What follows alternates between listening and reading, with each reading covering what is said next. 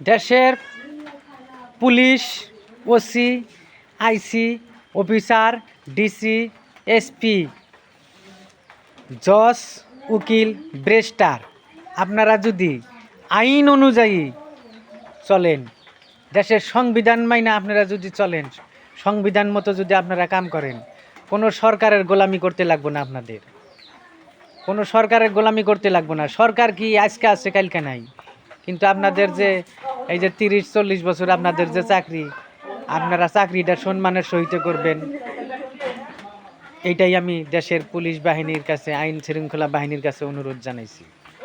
যারা আপনারা আইনের লোক আছেন, তারা আইনের গতিতে চলেন, দেখেন দেখেন সরকার কিচ্ছু না। আর দুই একজন মানুষ, দুই একজন অফিসারে যদি সৎ কাম করবার নয়, ওই যে পারে না, সরকারের লোকে তারে ট্রান্সফার করে দেয়। কিন্তু সবাই আইন নিয়ে চলেন, সরকারের গোলামি করা লাগবে না, আপনারা আইন নিয়ে চলেন।